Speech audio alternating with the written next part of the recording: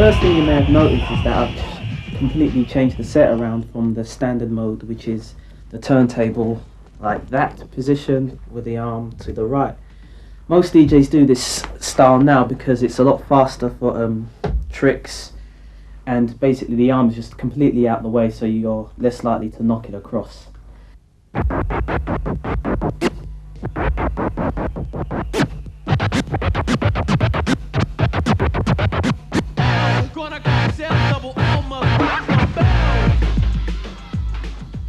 We'll start with equipment first.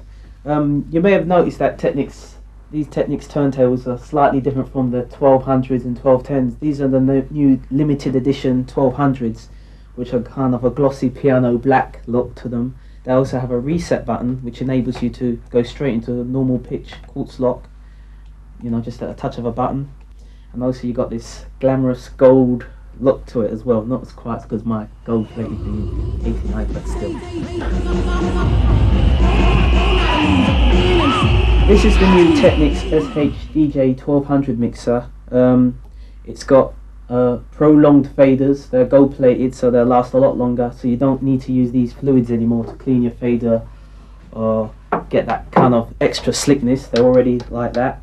They have a trim button, or knob shall I say, which enables you to balance out your difference in recordings. You also got your EQ, high and bass. You've got smooth switches, your master, an auxiliary effector, which I believe does enable you to have an extra channel, so you don't have to use the lines and the phono.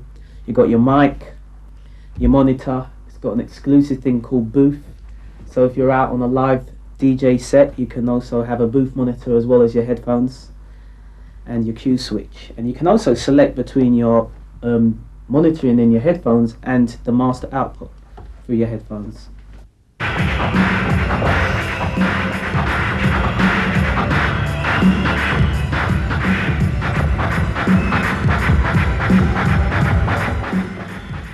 You also may have noticed in recent years through the championships that a lot of DJs have a lot of labels on the record going on. And the reason for this is that we use these for queuing points, so we don't really have to use the headphones in the mixes. And this just basically enables us to do a fast cue. So if I just demonstrate to you how this usually works, I can pretty much just put the record in on the edge of the tape and just drag it in, and it'll scratch right across, and it instantly cue from where I want it to. So that doesn't even take half the time it would for me to flick the headphone switch, plug in the headphones, quickly cue, and all that business. And also what I've noticed with having it there, you won't lose that queuing point. So if you're in the mix and you're cutting back, normally the DJ may miss it, or it may jump or skip. With the queuing tape there, it won't go past that point. So if you can hear it starts from there, I can wind it back and it's always bad. And some DJs have capitalized on that and use that as that trick like they were doing something fantastic. So there's a tip there.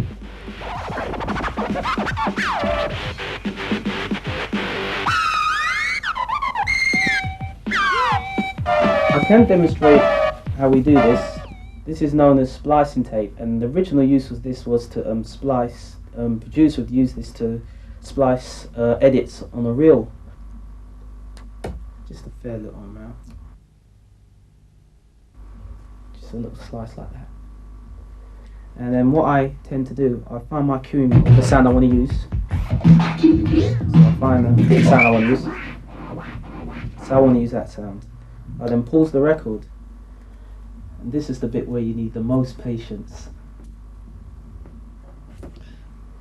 I will then slide the blade with the slicing tape into the right up against the needle, and just have it at a slight angle, because I found that at a slight angle you can kind of scrape the record straight in, so it's even quicker. And then I normally just lift the arm, move that across, stick that down ever so gently, or you scratch the record, and hopefully I can just move that across, and you'll hear, there you go. And I can wind back and it'll always be there. Just at a slight angle if you notice, so when I can slide it across it, it leads queuing. And that's the secret of the splicing tape.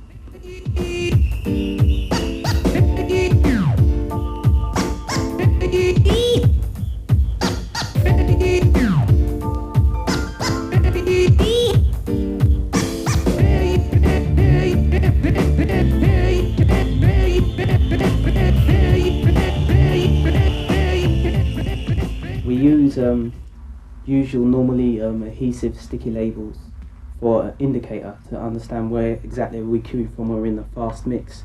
So if I know that a certain sound I've queued up with a splicing tape is always going to hit on a certain point, then the indicator will also do that as well. So I know all the time if I want a certain word, it's going to be at 12 o'clock, and I usually mark it clockwise like that. So I know bad is always at 12.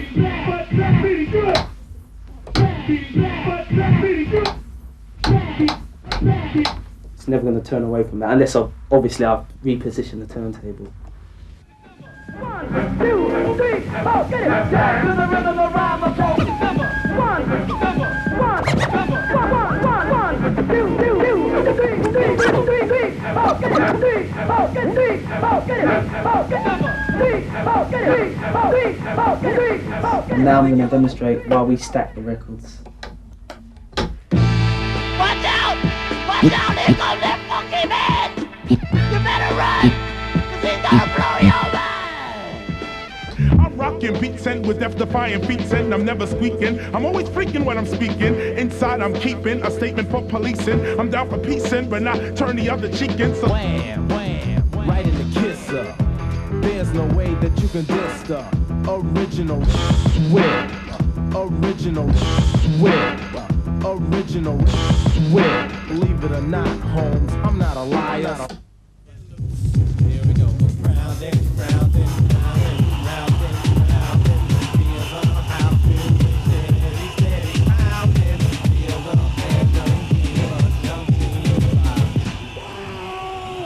I've never seen anything like it in my life. Of course, there is a great difference between performing live and in your bedroom, and my tip to most DJs out there is that you are going to obviously have stage fright, but you've got to look at it as a positive thing. You know, make sure you communicate with your crowd. You know, look at them, don't be frightened. You know, you're not on your own. They're out there to see a true champ. They want to see a winner. You know, and that could be you. So give them a show.